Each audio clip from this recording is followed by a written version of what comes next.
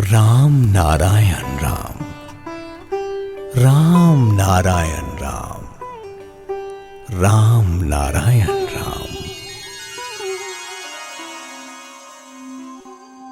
हम इस जीवन पथ पर क्यों आए हैं? हम आए हैं तैयार होने के लिए, पृथ्वी पर प्रस्तुत होने के लिए आए हैं। हमारा जो अस्तित्व है, हम अपने अस्तित्व को स्थापित करने के लिए आए हैं। अपने अंदर विद्यमान सुर को सबके सामने उजागर करने के लिए, और जो सुर मिलन में शामिल है उसे जानने के लिए आए हैं। पृथ्वी पर बहुत सारे जीव जंतु आते जाते हैं, नष्ट होने के साथ साथ, वीर्यपात होने के साथ ही करोड़ों जीव मनुष्य सब बाहर आ जाते हैं। प्रत्येक का अपना अस्तित्व है जो उनकी इंद्रियों की गतिविधियों के सहारे दिखाई देता है। उनका आकार छोटा होता है, परंतु उनमें भी अपना व्यक्तित्व होता है। वो भी जीव हैं, उनमें भी बुद्धि होती है, विचार होता है, निजी सत्ता होती है। आज तुम्हारी तुलना में वो शूद्र प्रतीत होते हैं। पृथ्वी की तुलना में हमारा आकार भी वैसा ही है। जो लोग बाहर आते हैं, जैसे वो अपने हाथ से 3.5 हाथ के होते हैं, तुम भी अपने हाथ से 3.5 हाथ के ही हो।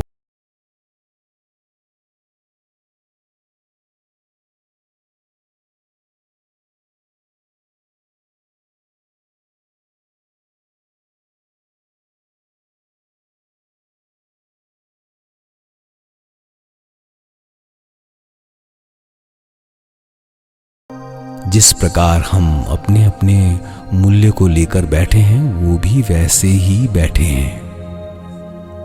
वृत्ति एवं निवृत्ति के साथ रात दिन उनके अंदर भी वैसा ही तूफान चल रहा है। जैसे पृथ्वी पर आने वाले तूफान से सैकड़ों जीव जंतु नष्ट हो जाते हैं, तूफान में गायब हो जाते हैं, उसी तूफान की तेजी से कुछ लोग गुहार में प्रवेश कर पृथ्वी पर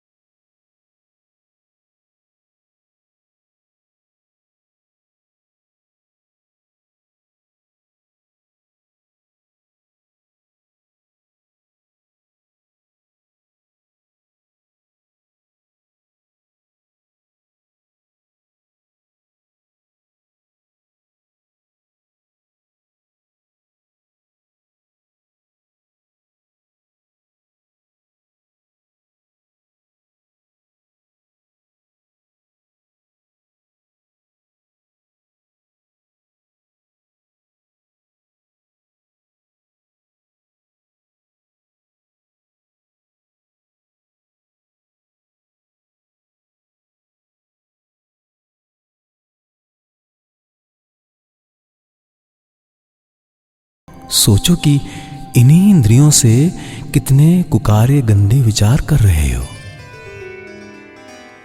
सब मिलकर बोलेंगे राम नारायण राम, राम नारायण राम, राम नारायण राम।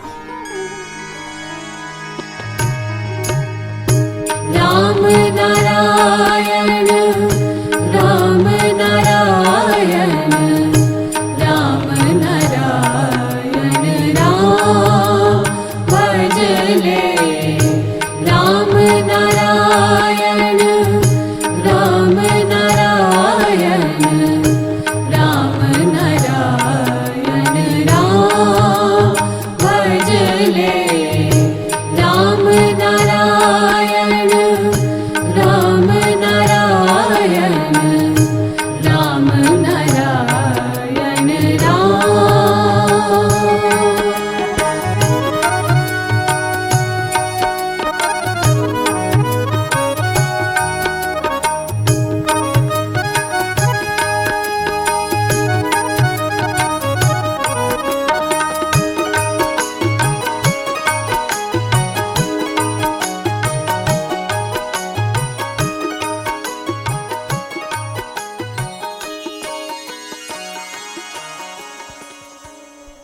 एक बार कृष्ण बैठे बैठे सबके पांव धो रहे थे। हजारों लोग आमंत्रित थे, वो सबके पांव धो रहे थे।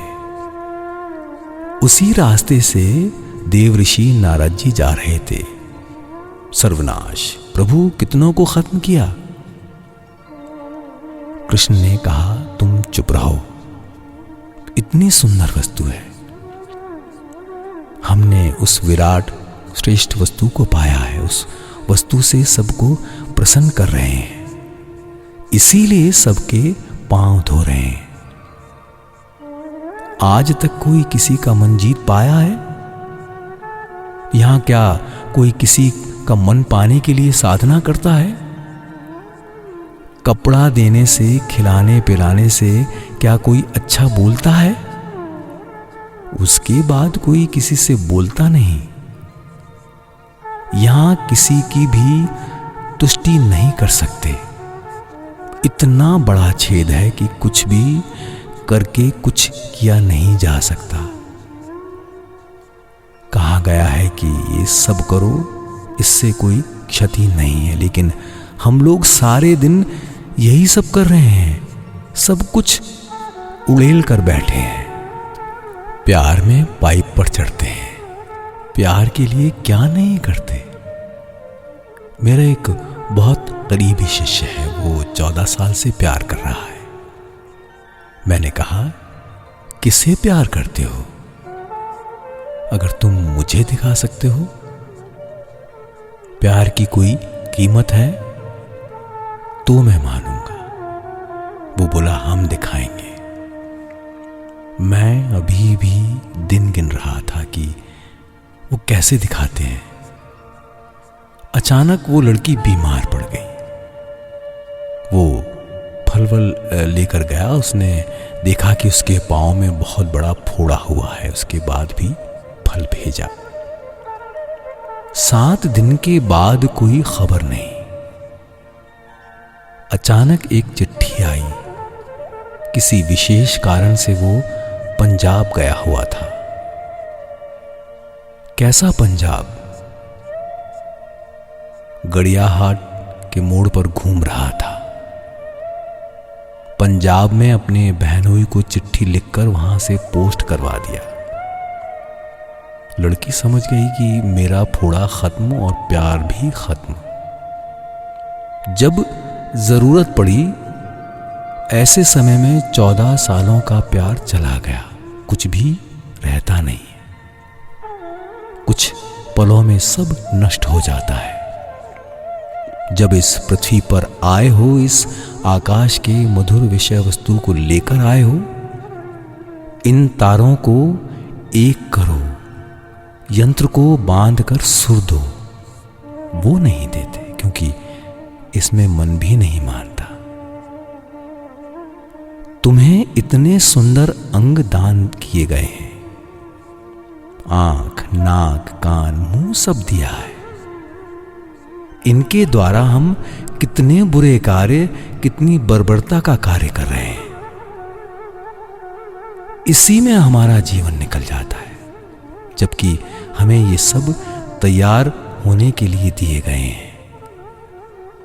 जब तक पूरी तरह प्रस्तुत नहीं हो सके तब तक बार बार आना जाना लगा रहेगा, बार बार तुम्हें ढाला जाएगा।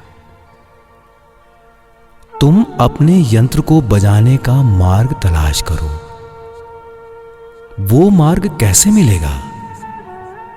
उसी तरह मिलेगा जैसे तुमने देखने, सुनने और स्वाद ग्रहण करने की क्षमता प्राप्त की है। ये महामूल्यवान वस्तुएं भी अपने आप प्राप्त हो गई हैं। आंख, मुंह, जिह्वा से ही ये स्वाद प्राप्त हुए हैं। इस महामंत्र के महास्वर का स्वाद भी भीतर के इस स्वर से ही प्राप्त होगा। कैसे होगा ये नहीं कहा जा सकता। जैसे ये सब हुआ है वैसे ही हो जाएगा। अतः इस महास्वर के आकाश से सारे स्वर एकत्र करो। जगत की सारी ध्वनियों को एकत्र कर जानो कि वो क्या कहती हैं।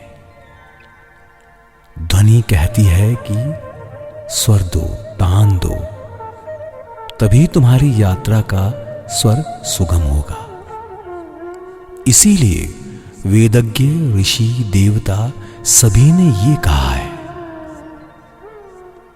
वेदज्ञों ने दुख प्रकट करते हुए कहा है कि अब तो समय नहीं बचा, हर पल समय बीत रहा है। तुम अपने साथ करोड़ों लोगों को लेकर आए हो। पृथ्वी तो उन सबको अपनी गोद में जगह नहीं दे सकती।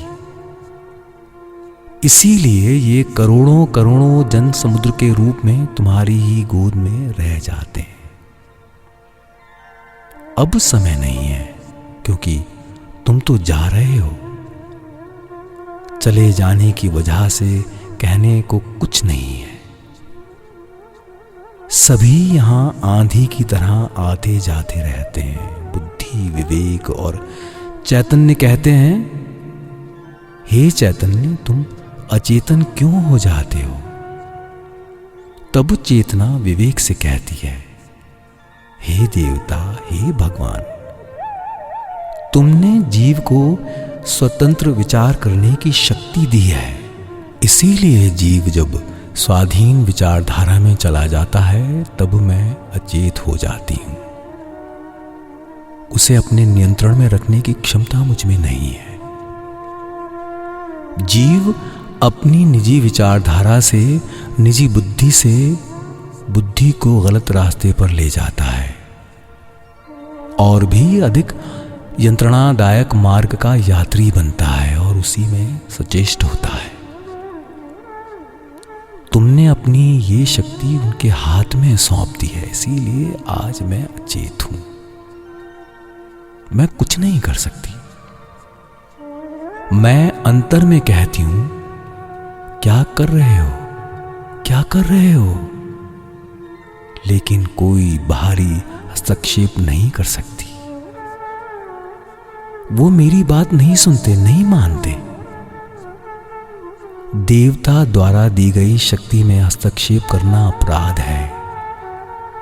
इसीलिए वो अपने अंदर से मुझे चाहे जिधर खींच ले जाते हैं। उस समय मैं आपका स्मरण कर कहती हूं कि मैं तुम्हारी तरफ रहूं। विवेक, चेतना कभी भी अपने पथ से च्युत नहीं होते। हम जब माया, ममता, मोह को खींचते हैं तब हमारी चेतना कहती है कि किस प्रकार शक्तियों का दुर्व्यवहार किया जा रहा है। हरदम उन्हें लेकर खींचतान की जा रही है। ये हमें केवल दुख, कष्ट और रोने धोने में डाल देते हैं। चेतना देखती है कि प्राणी जगत इस महान शक्ति का किस प्रकार अपमान कर रहा है। इसीलिए शिव कहते हैं कि हे पार्वती, मैं तुम्हें आग में झोंक रहा। उस आग की जलन मिठाई की जलन से अधिक सुखकर है। पार्वती को दक्ष राज के यज्ञ में झोंक दिया, उन्हें मनुष्य के गर्भ में स्थान नहीं मिला तो गिरिराज के गर्भ में आई। ये हिमालय नहीं है, हम उन्हीं की संतान हैं। हमने यहाँ की तकलीफों को सहने की आदत डाल ली है। इस यंत्रणा का कोई विरोध नहीं है। मां बाप पुत्र सभी सामने हैं। इस यंत्रणा से छुटकारा नहीं है। हमें इसी तरह रोते हुए समाप्त हो जाना होगा। शिव ने कहा, हाय रे सृष्टि, जिस महान उद्देश्य को लेकर हम इस पृथ्वी पर आए हैं उसे ही भूल गए हैं। तुम उसी राम नारायण राम के सुर को थामे रहना। शिव विष्णु ने कहा, हाय रे जीव जगत, हम इसी सुर को थामकर देवता और भगवान बन गए। अपने को इस सुर में लीन कर दिया है, इसीलिए ये शक्ति प्राप्त की है, भगवान की संज्ञा प्राप्त की है। तुम्हारे अंदर भी वही शक्ति है, इसीलिए उन्होंने त्रिशूल उठाकर अपने अनाहत पर राम नारायण राम लिखा। तुम भी यही नाम लेना, कुछ और देखने की आवश्यकता नहीं। जो भी दुख आए छटपटाना नहीं, क्योंकि अब तो समय नहीं है। हे पथिक, इस पाथे को लेकर चलो, देखोगे कि पथिक कितना विराट पाथे लेकर चलता है। इस शब्द के मर्मार्थ में आकाश की सभी ध्वनियों को निचोड़ भरा है। कोई इसके अर्थ को खोता नहीं, कोई मरता नहीं। ये सुर इतना मधुमेह है, जीवित अवस्था में ही सबका समाधान हो जाता है। रोग दुख आघात प्रतिघात ने हमारे जीवन को छिन्न भिन्न कर दिया है। ये जलन हर समय होती रहती है, लेकिन इससे कोई दाग नहीं पड़ता। परमानंद महानंद के सागर में ना रहने पर किसी को दुख पीड़ा नहीं होती। ये आघात केवल जलन की वजह से नहीं है। ये स्मरण करा देती है कि हे पथिक, ये जो जलन दे रहा हूं ये कोई आघात नहीं है, और तुम यहां पान करते हो, ये भी भला कोई पीने की जगह है। जब जल ऊपर चला जाता है, नदी झील तालाब जिधर देखो सब कंकाल दिखाई देते हैं, सब सूख जाते हैं। उपाय तो बताना नहीं पड़ता। मेघ मल्हार धुन छेड़ता है, आओ बादल आओ, ये महाशून्य ही खींचता है। ये कैसी हुंकार ध्वनि है। इसी शब्द से राम नारायण राम बना है, जो कह रहा है कि आकाशमुखी बनो। आकाश से परम शांति की जलधारा बरसेगी। जिस तरह आकाश से पानी बरसता है, उसी तरह परमानंद भी बरसेगा। जब हवा बहती है तो कपड़े व्यवस्थित नहीं रह पाते। यहां जो कुछ देख रहे हो ये सब आकाश से ही आया है। कहते हैं कि आकाशमुखी होना है, पर उसके लिए एक सहारे की आवश्यकता होगी। तुम सोच समझकर कार्य करो। अगले रविवार को मैं सुखचर में रहूंगा। कोशिश कर रहा हूं कि सभी सुर में रहें। तुम सब हिंसा द्वेष सब भूलकर पूरे मन से राम नारायण राम कहो। केवल इसी सहारे को लेकर तुम आगे बढ़ो और हर दरवाजे पर जाकर इस नाम का प्रचार करो। कहना, राम नारायण राम हरे कृष्णा का ही सार है। तुम 16 नाम 32 अक्षर का भी जाप करना। कृष्ण, ब्रह्मा, विष्णु, शिव के एकत्र होने पर राम नारायण राम बना है। आकाश गोल है, हमारा सिर, इसे हेड कहते हैं, वो भी गोल है। देवी देवताओं के बारे में समस्त विचार इसी हेड में रहते हैं। गोल स्थान में, शीर्ष स्थान में आकाश, सूर्य, चंद्रमा सभी का आकार गोल है।